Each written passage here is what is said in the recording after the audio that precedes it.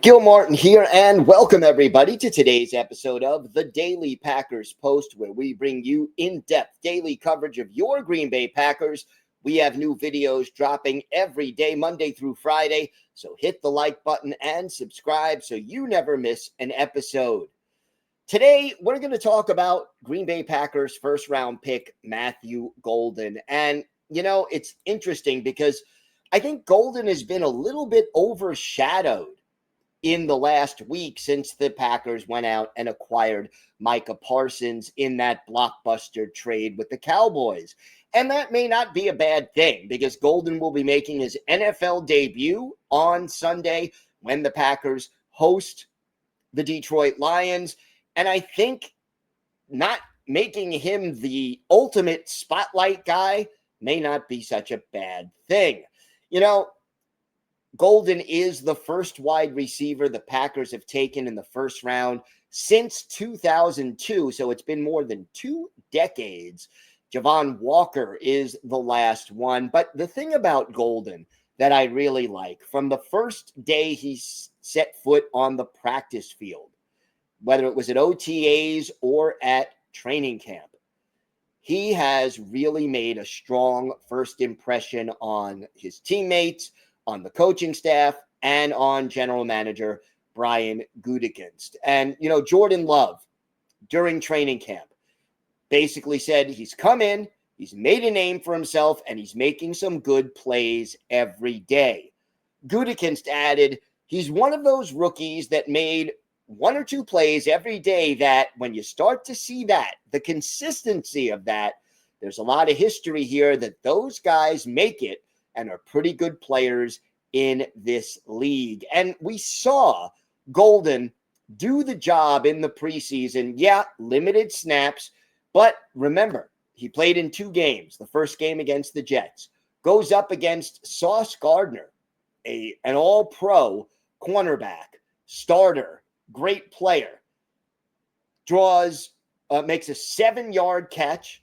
It was a contested catch with Gardner right there with him.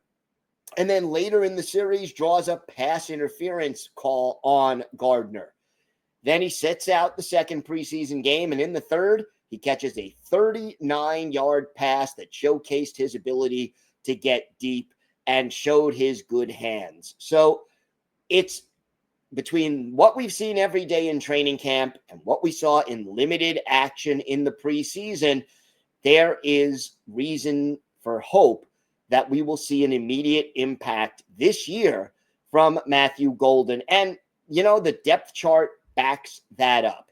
The Packers official website released their depth chart before the season opener this week, and the 3 starting wide receivers were Romeo Doubs, Jayden Reed in the slot, and Matthew Golden.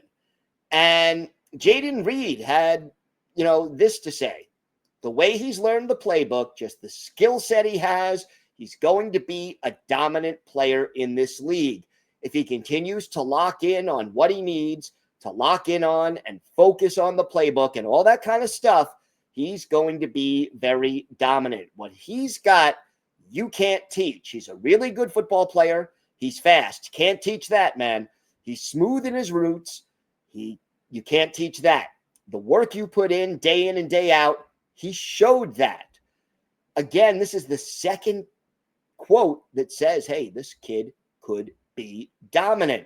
Keyshawn Nixon, who covered Golden throughout practice and in training camp, hell of a player. You could tell why he went in the first round. Strong at the catch point, strong hands, strong upper body. I think he'll have a really good year.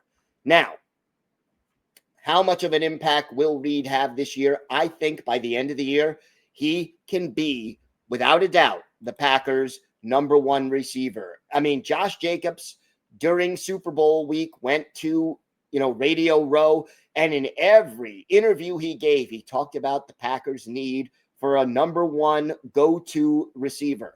Well, Matthew Golden very well could fit the bill.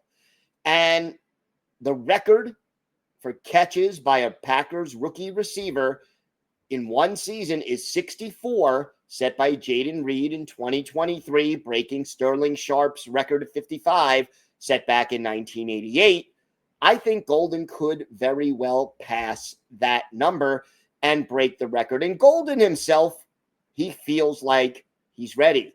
He said, I just feel like I've been waiting my whole life to get in the position I'm in right now. At the end of the day, it's still football. It's the sport I've been playing since I was a kid. That's how I treat it.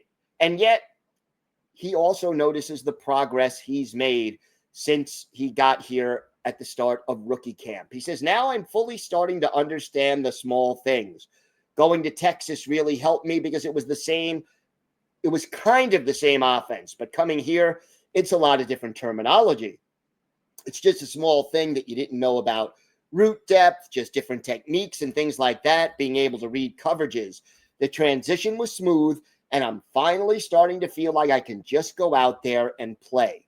Well, if he's saying that now before week 1, what is he going to be saying in week 10 or in December and January when hopefully the Packers are in the playoff race and then in the playoffs?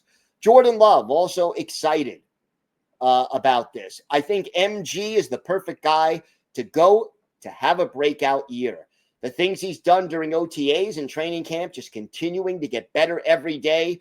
The splash plays that he makes has got me very excited to see what he's going to be about during the regular season. He's going to be a guy we try to get the ball to as much as possible. So Sunday, while many eyes will be on Micah Parsons, don't overlook the importance of the performance of Matthew Golden as he makes his NFL debut as a Green Bay Packer. And hopefully he will have the impact that a lot of people see he has the potential to have. I am eager to see what Matthew Golden can do. Check out our website at thepackerspost.com for in-depth articles about your Green Bay Packers, new articles Monday through Saturday. Here on YouTube, hit the like button and subscribe so you never miss an episode. I'm Gil Martin. Thank you so much for watching today's video. Have a great day, and of course, go Pack Go.